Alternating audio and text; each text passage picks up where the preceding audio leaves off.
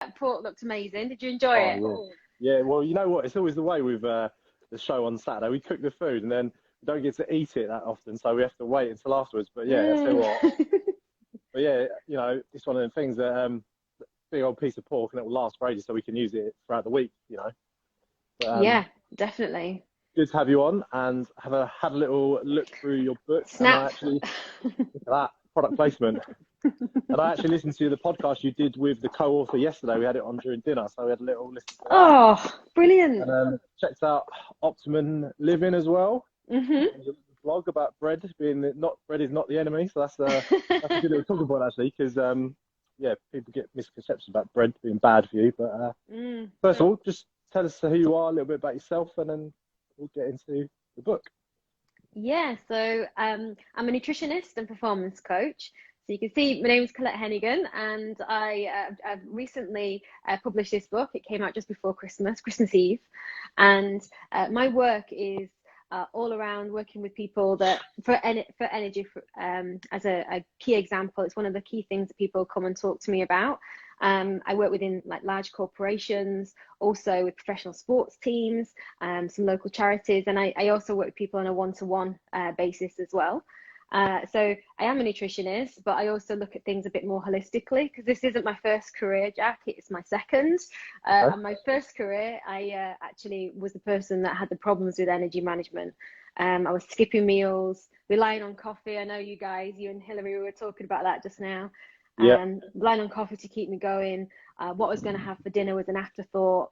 And I thought that, you know, basically work came first, business came first, and then the other things would kind of fit in around it. And I then felt the consequences of that over a period of time. So it's kind of, a new path for me. I went back to university, retrained.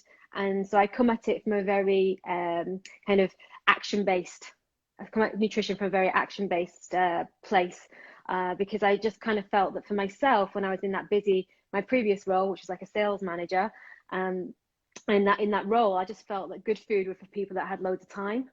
You know, that all, you know, these people that didn't seem to have a job like mine, or wasn't as ambitious as me, and all these kind of different things. And I used to dismiss it, thinking one day I'll have time and I'll do that stuff. And then obviously I just, the way I felt caught up with me quicker than I kind of imagined, and I needed to make some changes pretty quick. So I wanted to make it really activity based, and that's what the book's about. It's about kind of applying the knowledge immediately. Not waiting to get a spiralizer or, you know, a special juicer or all this kind of stuff. You can just start tonight, and you know, just after this session, perhaps if there's something that resonates with anyone, they can just start immediately. And that's really the key of it all, is getting people to do it consistently, because a lot of these fad diets are out in January, and they don't tend to stick around for very long. And so it's about it being sustainable, fitting into your life, and you having the knowledge. But as you say, everything in this book is really achievable. It's not complicated stuff. You don't have to go out and buy a load of, you know, special products and powders and bits and pieces. It's all common sense things that basically just training your brain to, you know, rethink how you look at food and how you look at eating. Exactly. So, exactly that. Yeah. And it's about the mindset. As you summarized it better than me. It is. And now we have this 9-point plan, which is all about achieving this high energy. And the first one is choosing how you want to feel, versus, you know, choosing how you want to look or a weight you want to be, which a lot of nutrition is centered around. It's actually, how do you want to feel? Do you want to feel like well in the afternoon? Do you want to feel revived when you wake up in the morning after your night's sleep? Because all these things are within your control. And it's about giving that control back to people, and knowing that they can tap into that whenever they want. So for obviously someone who's going to, you know, perhaps get the book and try and obviously, you know, have a little bit more energy in their diet, what would you say is the 3 easiest things you can do straight off the bat? So as soon as we finish this, you know, little interview, you know, you go to your fridge, you think, right, I'm going to have dinner. What's the easiest thing to sort of do to get a little bit more energy? Really good question. Yeah, I get asked that one a lot, actually. And it always depends on where that person is in the spectrum at the moment, you know, because we all have very different eating habits. But the very first one, and you guys have already been chatting to it earlier, is around just adding more colour to your plate. So regardless of what you have, it might be you know, some jarred beetroot in the fridge. It could be some kimchi like you just eaten, or it could be, you know, something that you've got languishing in the bottom of the fridge that's been there a while. But how can you suddenly, you know, start to add colour into your dish? And if this is brand new for you, start with one. You know, start with a radish, start with just a handful of cherry tomatoes. But if you're already there, how can you add in more? Because in the UK, we're really poor at eating vegetables and fruits, but particularly bad at veggies. So that is going to be an upgrade straight away to your energy. Getting these colours, each colour has a different set of properties to enhance your mind, your brain, your digestion, all these different things. And it's really important when you're eating a lot of meat, actually, to eat even more vegetables, because the two of them not only taste great together, but they actually complement the way in which our body behaves as well. I mean, I sort of touched on it before we spoke about the sort of ketogenic diet, and you know, the sort of, you know, I hate to say that, not like faddy, but it's basically like a lifestyle choice, isn't it? So I try and eat very little carbohydrate with dinner and have, you know, a lot of meat, a lot of vegetables. You know, not a fan of salad, but you know, I quite like green vegetables and things like that. So that's that is the sort of, you know, people in the barbecue community you associate it with, you know, sugary marinades and things that are not great for you. So is that a good bit of advice, to have some more sort of vegetables with your barbecue food? Definitely. And the other thing that you just said there about marinated, actually, because marinades can protect the meat. So you have this thing that makes meat tasty, which is the Maillard reaction. And that can produce some other things that we don't necessarily want to consume. You know, when the meat starts to char and things, it changes it changes the composition of the meat into these things called heterocyclic amines, but I won't get into those. So the good thing you can do, if you use things like marinades, they can actually offset them. And I know that you use a lot of them. And things like capsaicin, which is in chili, can actually buffer the effects of that. So that's why it's really, really important to kind of use marinades with your meat, because they you not only do they add extra antioxidants, things like turmeric, chili, garlic, lemon is a really great marinade. Yogurt's also a good one to put like a protection on meat. So these things actually not only enhance the flavor, but they actually protect a little bit from the cooking and sometimes higher temperatures. But I know you guys like cooking at lower temperatures, so that's actually better overall. Yeah, I mean, I actually designed my range of barbecue rubs around the sort of principles of the ketogenic diet. So my wife and I, we dabbled in it a couple of years ago and found it to be, you know, really good for us. Actually, we quite enjoyed it. But the one thing I did miss was the sort of the flavour, because with sort of meat and barbecue, you like to have, you know, your marinades and your rubs. And a lot of the ones you can get on the market are packed with sugar. So you might get a 200-gram packet of rub, but, you know, 80 grams of that is sugar. So true. We went away and designed a whole range of rubs that don't have any sugar in them, only the natural sugars that occur in things, you know, in the spices themselves. So, you know, we've got a coffee one that we're quite proud of. Again, that stops carcinogens forming when you grill at high temperatures. So like fresh coffee. We've got one with turmeric in, as you say, like that's, you know, really healthy, you know, spice to have in your food. So it is. Yeah. Good choices you make with your diet. They do. So that's really going to complement the meat. So that like the first one, if you asked me for three, the first one is like the eating the rainbow. So adding in more color whenever you can, and start where you're at. Don't think you suddenly have to add 10 things in. Just add one and build from there. So it's just making it simple for people to access. But the second one actually is just what you were saying then about the rubs and it being really high sugar. So one of the kind of the real points in the book is about being label savvy. So it's part of our high energy plan. So when you turn over the back of something you're eating regularly, you know, just actually knowing what those things mean. And when you ask people, are they doing this? They've been buying stuff for decades, but they've never actually thought about what's in it. And sugar is in so many things that you wouldn't expect it to be, because we kind of expect it to be in desserts, cakes, muffins, you know, ice creams, but it's in all of this stuff as well that comes that should be savory. And And we don't necessarily need to be labeling that onto food all the time. Like the tomato sauces that you can buy, like pre-made, you know, for pasta and things, are one of the biggest culprits of this. So it's about actually just thinking about what you're bringing in. And if it's got a whole marketing team selling it to you, it's probably not going to be that great for your health. So we say if it's got a jingle, then it's probably something that you shouldn't buy that often. I like that in the book. You know, that was one of the things that made me laugh the most. And you know what, Glen touched on it in an interview he did about the whole sort of veganuary movement, basically fast food chains jumping on this sort of bandwagon, which, you know, at its whole is you know, quite a good, you know, movement to follow if you're that way inclined and you want to have a plant-based diet. Brilliant. But then all of a sudden you've got KFC and Subway sort of saying, oh, we do a vegan, you know, vegan meal. But it's like, well, is that really as good for you as it should be? Probably not. No, a lot of these like fake meat substitutions are, you know, because a lot of people ask me these questions about the vegan meats, and we're seeing a trend like moving to that at the moment. And they should be consumed very rarely. They're like frankenfoods. They're foods that are made in plants, you know, in industry, in a lab. They're not made in a kitchen. They're very industrialized foods, and so kind of far from natural. So for people that are doing a more vegan diet, it's, you know, my advice would always be to stick with the stuff that's made from plants versus made in plants, because it really is frankenfood. It's not real food. It's not going to make you feel better. And coming back to that, kind of the first thing in the book, which is choosing how you want to feel. As a coach, I've worked with a lot of vegans that feel really, really ill.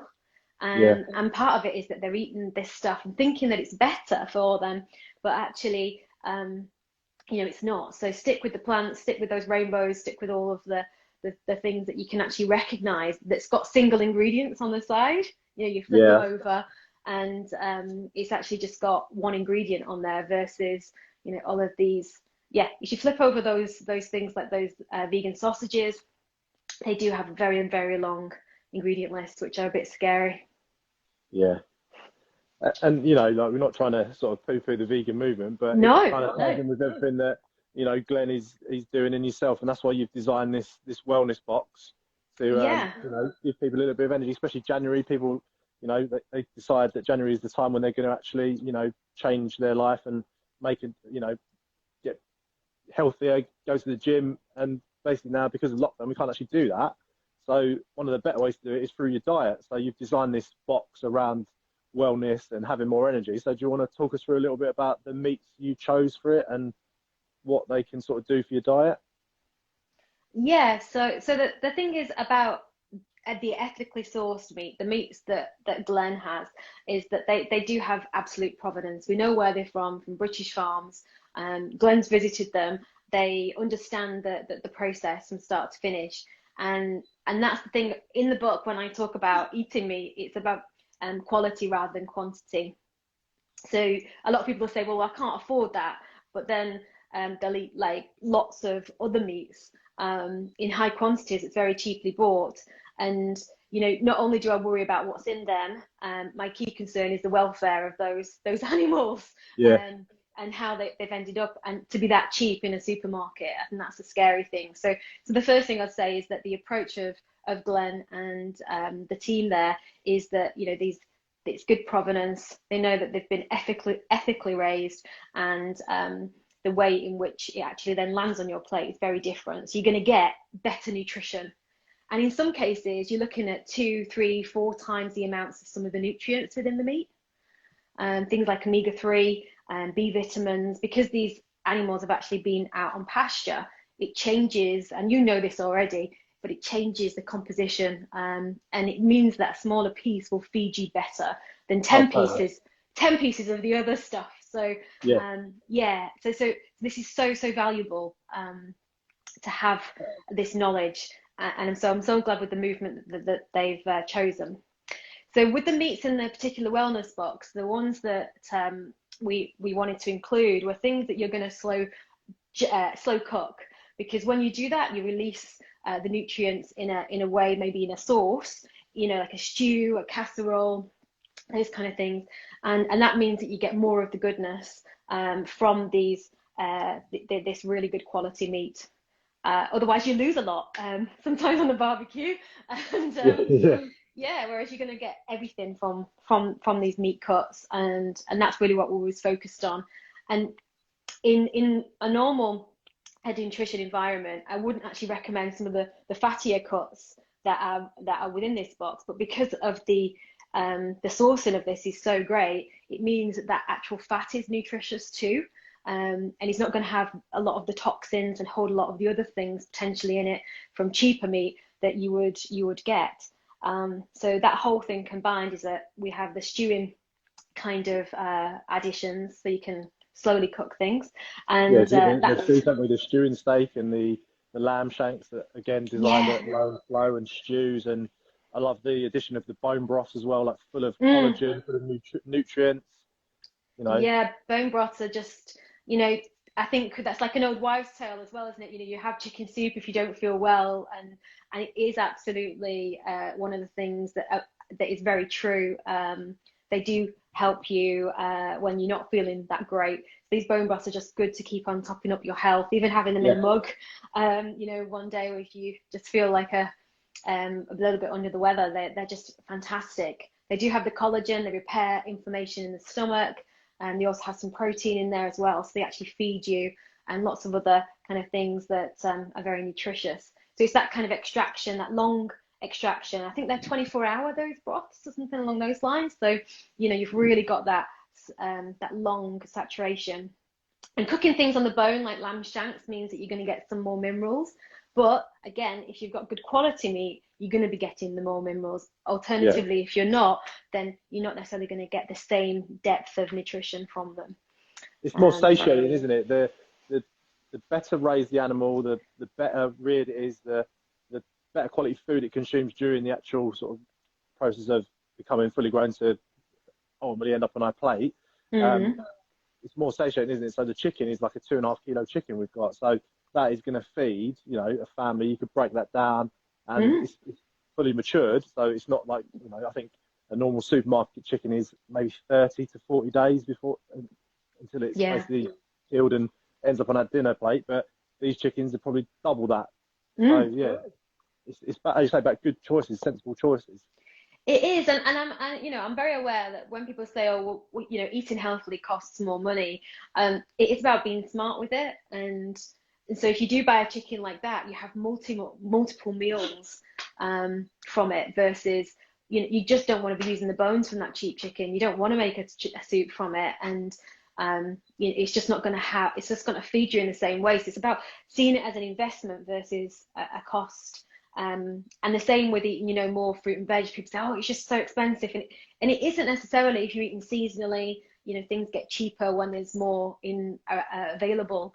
And the freezer is your friend. Tinned veggies also, they're also your friend. I'm going to say beans, you know, things like kidney beans and chickpeas and butter beans.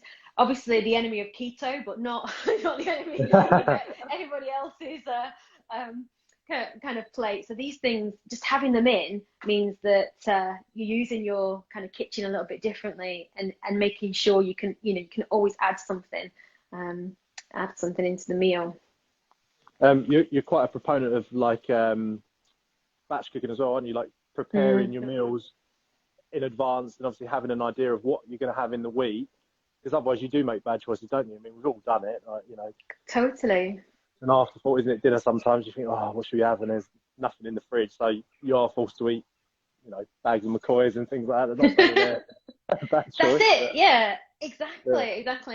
So being prepared probably is like my third tip, really. Is you eat good food if you have good food in the fridge, in the freezer, etc. Buy the good stuff in. Buying things like big bags of McCoys when you're hungry, when you've been working a bit late, when you didn't sleep so well the night before, you're just going to eat not one bag, but 2 or maybe 3, because they are tasty and they kind of satiate you in that moment. What they don't do is feed you. And what you really needed was feeding. Yep. So yeah, you eat good food if you have good food in. So things like batch cooking, always, I call it next overs rather than leftovers, because it's by design rather than accident. So you think, right, okay, so I'm going to be making this now. And you said that you're not a fan of salads, for example. at this time of year, I don't think it's been -2 this morning when we I first was going went to say, out. normally being No outside, one wants a salad, but I had a curry yesterday, and it was full of vegetables. And you know, it's thinking about, you know, ways in which you can just incorporate them, throw them into the soup, throw them into the casserole that you're cooking, and that's how you get them in. Not from just eating cold salads in the winter, but you know, thinking about that. So the next over piece is just, I'm cooking for 2 tonight. Why don't you cook for 4 or 6? yeah. And just whatever the recipe is or whatever you're chopping, chop twice as much as you need and throw it in. And then suddenly you just have this really beautiful box of food.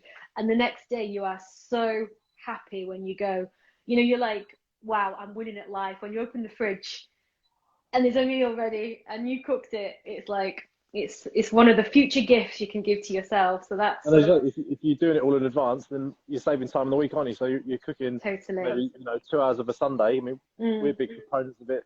My wife and I, you know, we take in meals to work when we, you know, good. when we was working more regularly than we are. Now we're working from home. It's changed the dynamic a little bit. But yeah, because otherwise, especially for me, like away from this, I'm a police officer. So when I was on shift work, it was very difficult sometimes to eat, so you are forced to go to Tesco's, you get a meal deal maybe, and of a night duty you end up eating McDonald's and a load of crap. But then I started to take food in, and you know, it makes you feel a lot better, give you a little bit more energy. So yeah, of course it does. Yeah, I mean, and the thing about meal deals is it's never a deal, because it usually includes something you wasn't going to buy.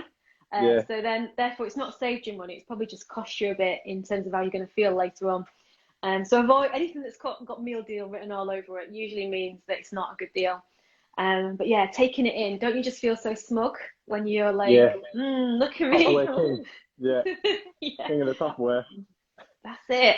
And the thing is with energy is that I think quite often in our modern lives we've kind of normalized the fact of feeling a bit tired all the time. And it doesn't have to be that way. I think that's really the key take from the book, is that it doesn't have to be that way. You can upgrade this anytime you want, and it doesn't matter where you start. It's just little steps and building from there on in. And we show you how. So we're just very small things that are doable no matter how busy you are. Yeah, and that's why I love the book. It's all common sense stuff, you know, aimed at basically everyday people, isn't it? So it is. Yeah. And yeah. Awesome. Thank you. Honestly, thank you for coming on. It's been a pleasure talking to you. But before I let you go, I've got to ask you, what's your death row meal? So you've got a starter, a main, and a dessert to fill. Oh gosh. Wow. No pressure. No pressure, yeah. Well, I love Thai kind of food. So I love things in coconut milk and with lemongrass and chili and coriander, lime, and really spicy stuff. So I guess it would be like a perfectly spiced, probably fish dish. I would love that with really coconutty and or fragrant. Trying to think of my starter. What would be my favorite starter? My goodness, I have to think of this. I love another one that I love from up in the northwest of England, which is where I'm from originally, is potted shrimps. Okay. You know those? I absolutely love those. They're basically shrimps swimming in butter, but I do love those. A curry, something like with the shrimps, and dessert. I absolutely love anything with mango. Okay. Yeah, so something like mango, a mango pudding or sticky rice or something like that. So really heavy meal, I think, is the answer. Yeah. But I have to just answer your question about coffee, because Hilary mentioned it earlier. So he's right. He read in the book about it has this 6-hour half-life. So it means that 6 hours later, you've still got half of it in your bloodstream. And then 6 hours after that, you've got a quarter of it in your bloodstream. That's how it breaks down.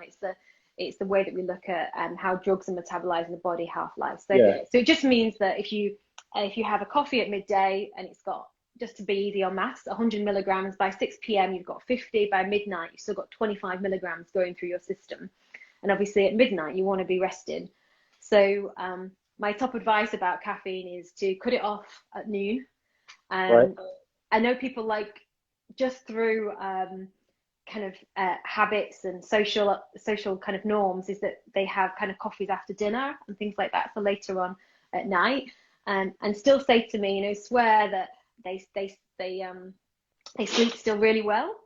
But what I will say is that anyone that does have caffeine later on, even though they may feel that they're sleeping well, the quality of the sleep is reduced by as if you'd aged around 15 years. So as we age, our quality of our sleep generally actually drops as well. So unless, you want to do that, then, or you've got, you know, you're not got much on the next day, then go ahead and do it. But my advice is, if you want something hot after a meal at night, make it a herbal tea, caffeine free, and switch out that coffee. You may think that you're resting, but you're not as rested as you would have been if you hadn't have had it. You know what? That is literally food for thought. I'm terrible with my coffee habits, so yeah, I'll have to take that on. But you know what? It was similar to when I did the keto diet. You're basically cutting out all these things that make you feel bad, so then all of a sudden you feel amazing. So yeah, with the caffeine, maybe it's a case of just cutting it out altogether and see if that makes a difference to my sleep. But if you do that, Jack, I'd say do it gradually, because just stopping having caffeine overnight can actually cause some aches and pains, headaches, muscle ache, neck ache. So the body actually goes into a bit of shock. So yeah, it's just kind of doing it more gradually than just immediately, you know, throwing all the coffee away. Yeah, and I think that's it. You know, my approach and my co-author's approach, he's actually a productivity guy. So he wrote the book, How to Be a Productivity Ninja. He sees things really differently and sees coffee can give you an edge if you've got something to do and that kind of stuff. You know, if you've got something to, you need to get out the door. So he sees coffee in different light now as we've written this book together. But we don't demonize it. We don't say, do not drink coffee or caffeine products. We just say, have the context around it. If it's because you're tired every day at 4 p.m, then maybe it's a dependency versus actually a decision. But if it's, you love a coffee in the morning, you know, with your breakfast, and it's something that you really enjoy, that's a very different context. So just look at the context that you're having it. And if you're grabbing it on a night shift, that would be like an absolute no-no. Try and get your energy from other places. You know where all those great veggies are at, and really hydrated if you're going to be up in the night. It's really key. Yeah, I mean, I think the key thing is, isn't it, everything in moderation. Yeah, and it's not what you do once in a while, it's what you do most of the time. So everyone's worried about, you know, what they eat in between Christmas and New Year, but the most important thing is what you do between New Year and Christmas. You know, what you do most of the year. Christmas and New Year, you know, that's just a period of a few days where maybe you are eating differently. But if you're then carrying that on into January, February, March, that's then is going to make a difference to how you feel and your health long term, your weight, all of these other things. But if you're just having things here and there, then it's not. Yesterday, I ate this giant crepe with chocolate and everything on it. It was just Friday indulgence, and I didn't feel one bit guilty for eating it, because I don't do that every Friday, and it's not something I would do every day, because I know that after the third day it would no longer feel like an indulgence. I'd be a bit sick of it and I would be feeling a bit crap. Yeah, it wouldn't be a treat, would it? You know, if no, having all the fun, then that's it. So it just takes the joy out of it, doesn't it, if you do that? So keeping them and knowing that you can have them when you really want them means that you're less likely to be eating them every day. So it makes the kind of whole process sustainable, more sustainable than usual. Yeah, honestly, some great advice. Thanks for coming on and chatting to me. Pleasure. Do you want to just tell everybody where they can find you and social media? Yeah, absolutely. So Colette Hennigan is my I'm on Instagram and also on LinkedIn a lot, talking to busy professionals about these things, posting videos on there. My company that is a well-being organization is called Optimum Living, and the book, of course, you can get this on Amazon. You can get it on bookshop.org. How to Have the Energy. At the moment, it's got a 30% off, so it's the price of 2 coffees, Jack, and you'll get all that insight. There you go. And not even funny, most coffee places aren't open now, so why not invest in this instead? There you go. Yeah, absolutely. It's going to pay back for a lot longer than that one coffee, that's for sure. Exactly. Colette, thank you so much for coming on. It's been a pleasure talking to you. And yeah, I'm sure we'll have you on again. And hope so. Yeah. Take care of yourself. I'll have a word with Hillary about those crisps. Yeah. Yeah. Not, as long as you're not having them, you know, every day. Yeah. Brilliant. Take care. Thanks for joining me.